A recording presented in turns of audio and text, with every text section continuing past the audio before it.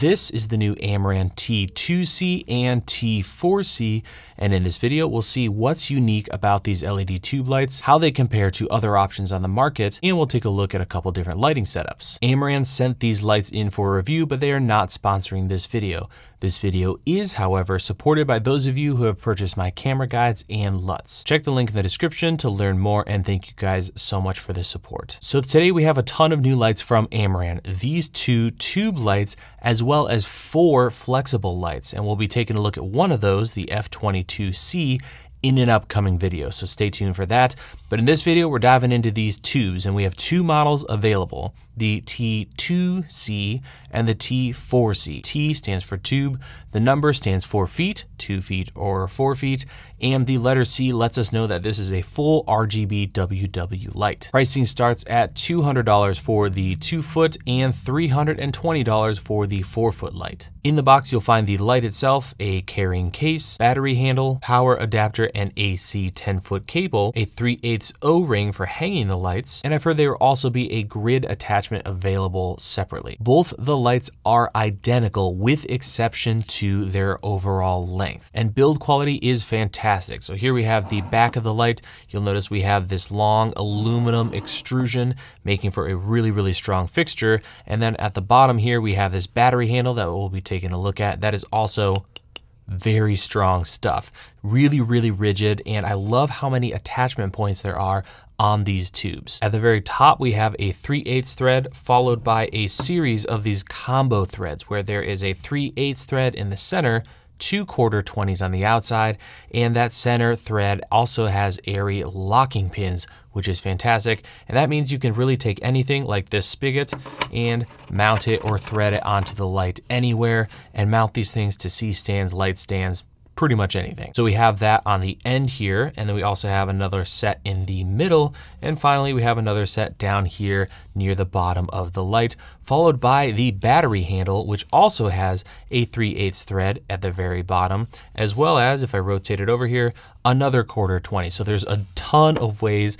to rig these lights up and mount them to pretty much anything. I also love that we have these O-rings that are included with the light and can be threaded right into the top, and you can just hang these things from the ceiling for music videos or really anything. So mounting, no problem at all with these things. Also build quality, really nice. Now let's talk about power options for these lights, because there are several different ways you can get these puppies up and running. You'll notice here on the side of the light we have a DC input, and it accepts 12 to 16.8 volts as well as 24 volts, which is the voltage of the included power supply. So I can simply plug this thing in, turn it on, and this cable and power supply will fully power the light. I'll go ahead and turn it off, unplug that, and we'll talk about the power handle, which comes with the light. And this power handle is identical for both the 2-foot and 4-foot, and they're interchangeable, which is great. There is a battery level indicator letting us know how much juice we have left. It has a capacity of 5,200 milliamp hours.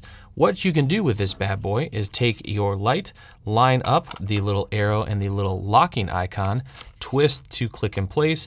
Now you have a really rigid connection. You can use this as a handle. Then you can take this cable here and plug it directly into your DC input, power up the light, and this is going to buy you around an hour for the 4-foot tube, and I got over 2 hours for this 2-foot tube using the same battery. The battery handle also has a DC input on the side, so you can go ahead and get it charged up. When connected to power, it will directly power the light while charging the battery, which is great. Last but not least, these batteries also charge in a relatively quick amount of time, so you shouldn't have too many issues getting them back up and running. And of course, if you do, you can simply disconnect them and power the light in other ways. Or you can use something like a basic battery and just plug it into the light. So here I have a small form factor V-mount battery connected to a V-mount plate, so I can very easily remove the battery and add it back. Now I can simply power up the light using traditional V-mount batteries, which is fantastic if you have a ton of these lying around. And because you have 1 billion mounting points on the light itself, you could simply bolt that right there and have a mobile setup using V-mount batteries. So a lot of different ways to power these lights. Another really cool thing about this light when it comes to power is that you can optimize the light to run longer or give you more output. For example, If we go into the menu system here, we have this battery setting option. Once selected, I can go in here and choose normal, which is just normal behavior. The battery will run out whenever it runs out, and you have full operation of the light and full output. Or I can go over to choose either 2 hours, 4 hours, or 6 or 8 hours. Let's say we want to go with 6 hours. I will hit enter, and now the light will actually measure the voltage and current and kind of calculate how much runtime you're going to have and let you adjust the light to the maximum amount possible. For example, now that we have it set to 6 hours, I'm going to go back to, let's go to CT.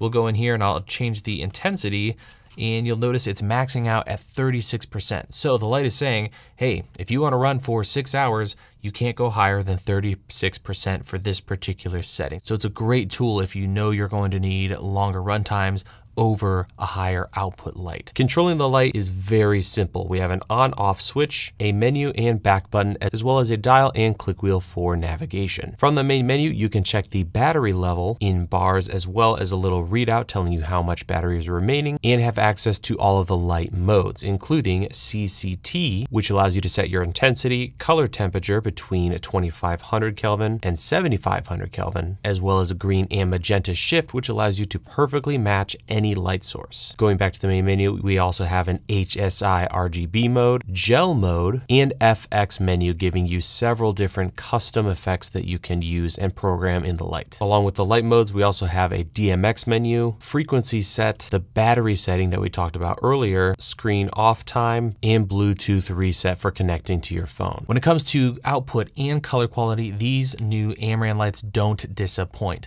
I did several different tests and compared the results with this light, the Pavotube from Nanlight, and found some really interesting things. First, I checked the accuracy of each color temperature. Here's another chart showing how far off each setting was. And when you compare them to the 30C, you can see these lights did a really good job. Next, I tested extended CRI, all temps measured over 90, which is good, but could be better in the 32 to 5600 range. And in this test, the 30C definitely was better. Next, we have output. First, I measured the difference between these two light models, the T2C and T4C, and found that the T4C was about 60% brighter. When compared to the other tube lights, the T4C was the brightest, with the Pavotube coming in second and my Quasar Q30 coming in third. Even though the T2C is only a 2-foot light, it still swung pretty close to the 4-foot Quasar. Switching from CCT over to RGB, things definitely shift away from the Amaran lights and toward the Nanlight. On average, the RGB output was over double that of the T4C, making it a better choice if your primary concern is color output, not your standard color temperature output. Now, before we get to the things I didn't like about these lights, I want to go ahead and show you a couple different setups using them, and we're going to be controlling the lights with the Siduslink app. So I am going to turn off all my main lights here in the studio, and on the app, I'll go to all fixtures in this group and turn the lights on. So what I have going on here is one of the lights is behind me. It's actually boomed over. You can see the shadow or the light bouncing off of my bald head, and it's right over here just out of frame. The other is actually stuck inside of my softbox for my main key light. Although the key light's turned off, I just have the tube stuck in there. So I'll go ahead, full output. That's what things look like, and both lights are linked in the app right now. So I could go over to HSI and choose a specific color. Now everything is pink, purple, blue. That's kind of nice. Let's go to red. So you could link all the lights that way. And of course, I can independently control them. So I'll go to green here, go back to fixtures. I am going to choose the 2-foot tube here. And let's go for a nice kind of orange. Now I'll go back to fixtures, choose the 4-foot, which is the kind of background slash kicker light here. And let's go to green. So if you're doing a music video and you want to kind of mix different color temperatures, this could be a really interesting look. Another one that's kind of fun to mess with is for our background. Let's go with a really nice kind of blue. I'll jump in here and actually make sure my saturation is turned all the way up. We'll go to the 2-foot, which is our key light here going through the silk. And let's go with a nice pink, something like that. So all kinds of different setups that you can create using this app and these lights. I just have 2 tubes here kind of controlling everything. Here's some look at some product footage using these lights. And I love with just a couple of tubes and some modifiers like a foam bounce board, you can do a lot with these lights. And that brings me to the cons or things I do not like about these new Amaran tubes. And the first is going to be the overall size and weight. Because these lights use this external battery system, they are definitely longer than most other RGB tubes. I mean, here I have a 4-foot tube from Nanlight, and if I go ahead and put them side by side, you can see with the handle, this thing isn't that much shorter, even though it's a 2-foot tube. You're looking at an additional 8 inches for these lights compared to traditional tubes, and similar results can be found when it comes to weight. Not only are these lights longer and heavier, they also put most of the weight on one end. So the center of balance is way closer to the handle and it's not really centered, whereas this tube light is, pretty evenly balanced, which is nice. I also wish this battery had an integrated connector in the handle so we didn't have this cable that could potentially get damaged or disconnect and it would be built into the handle. That said, this is probably way more affordable than having connectors built in, but still it's not my favorite design. Another thing I noticed on the T4C is that it got very, very hot on the rear of the light near the center to the point where I actually slightly singed my hand when I held it for too long. Another issue I had with these tubes from Amaran was that at low brightness levels, the hue setting was completely off. Here's the light at a low percentage set to red, and as you can see, it is clearly pink. To actually get red, I had to go to 10%, whereas on the Pavotube, even at 1%, red is actually red. And as you change your intensity, the color remains consistent. And then we have the price. These Amaran tubes are priced identically to Nanlight's tubes. So you're looking at a direct price comparison, and with that comes a really interesting list of trade-offs between these 2 different tubes. The Amaran tubes are much brighter when in color temperature mode, but in RGB mode, things flip the other way around. Battery life is also better on the Nanlights, but then you have to add additional accessories to get these things mounted, whereas the Amaran lights have a ton of mounting options built in. Also, the Amaran lights look much softer and more even on camera, whereas the Pavotube's LED diodes can clearly be seen. And the list goes on and on and on between these 2 lights being different and having different sets of pros and cons. Honestly, I would say at the end of the day, I prefer the Nanlight style of tube, having this kind of all-in-one, dials on one end to control it.